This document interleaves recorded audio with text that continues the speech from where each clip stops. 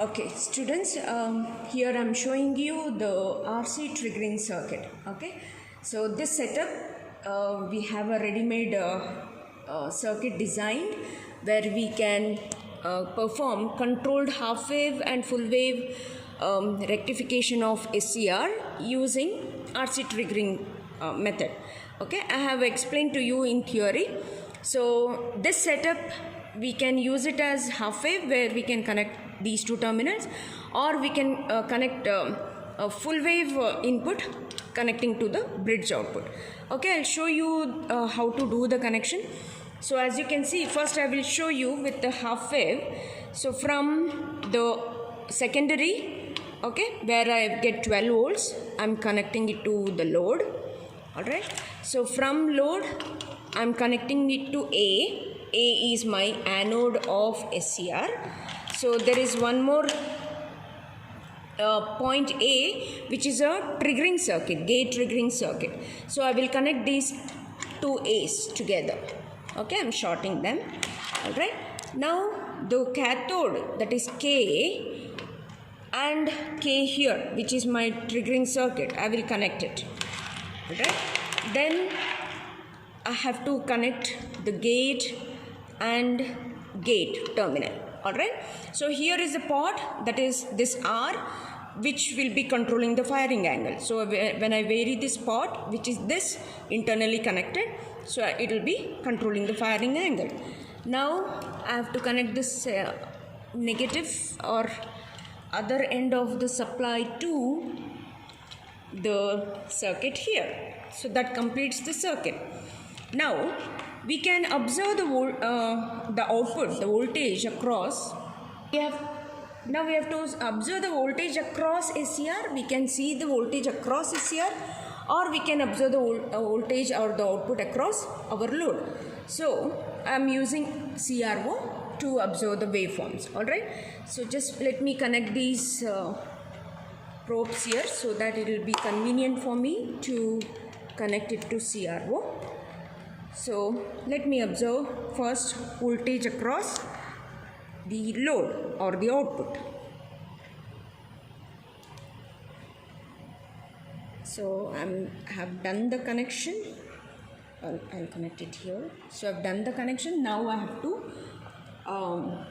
vary the port.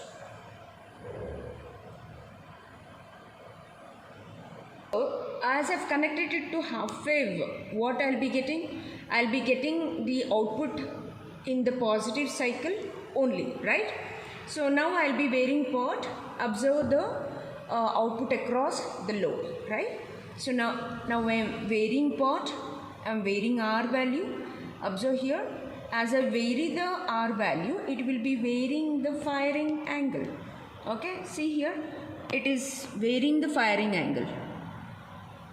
Okay, so to make it hold, let me use this hold button so that it will not move.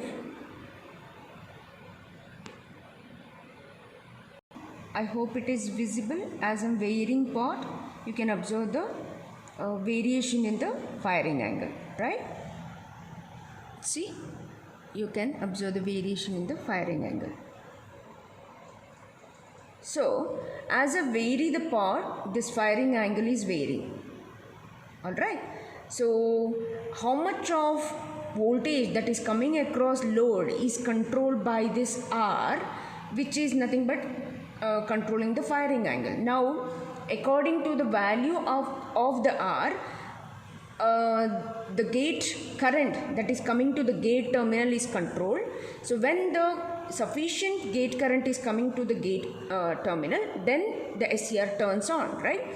So when the SCR turns on, that is when you are getting some output across load, which you can observe from the CR. So the moment or the time at which we are turning on the SCR is controlled by R. I hope you are able to understand that. Okay, let's see the full wave rectification. I'll show you the voltage across SCR now. Yes. Connected probe across SCR, that is anode and cathode terminal. Probe is connected here. Now I am able to observe the voltage across SCR.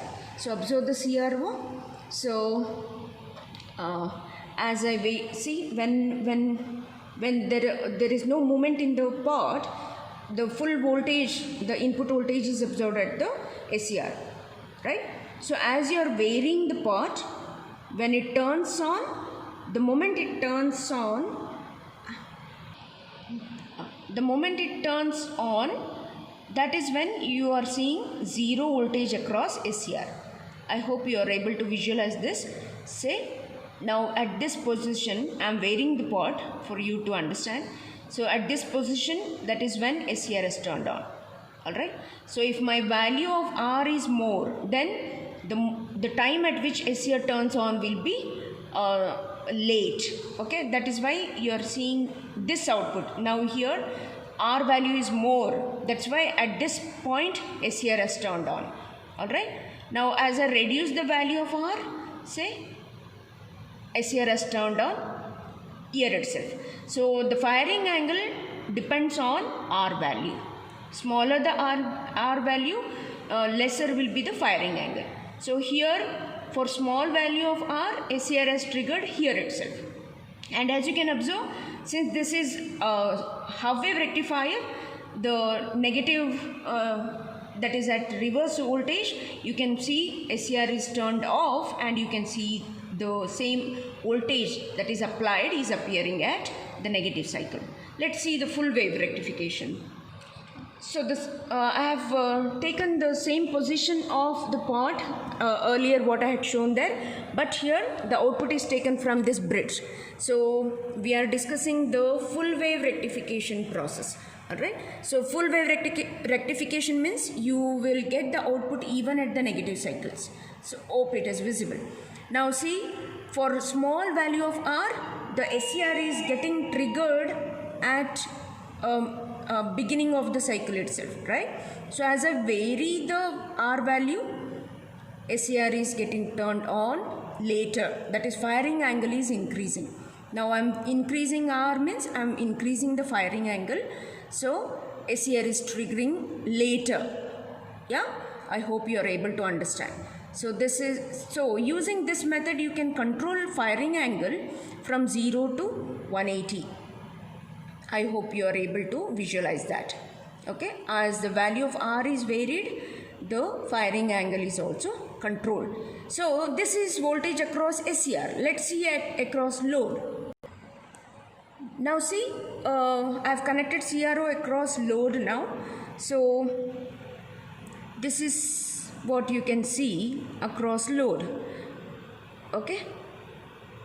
So for a small value of R, SCR is triggering at this point. Alpha is small. So when alpha is small, look at the output. The average output voltage is more, right? So as I mentioned in theory, the average output voltage across load is inversely proportional to alpha. Okay. Smaller the value of alpha, more will be the average output voltage. Okay. So based on this, you can control how much of voltage should reach load. Accordingly, you can control the firing angle. Now see, I am increasing the firing angle. The average output voltage across load is less. So as I reduce the firing angle, the average output voltage is more. Okay. I hope this helps you to understand.